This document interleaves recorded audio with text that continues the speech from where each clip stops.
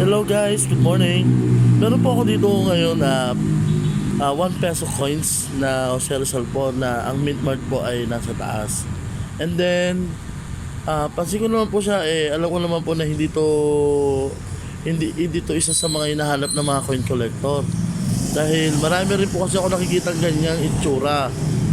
Ang pinagkakaiba ko na lang po, itong isang nahawakan ko. Pagmasdan nyo po maigi kung ano yung pagkakaiba nila. Yung isa po, may kwelyo. Itong isa po, wala.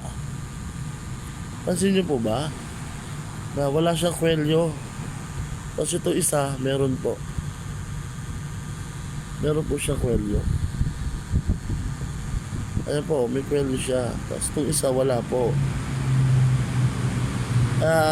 Kung isa to sa mga hinahanap din ng mga coin collector, paki-message na lang din po ako sa aking Facebook account at saka sa aking YouTube channel na Erickson the Explorer.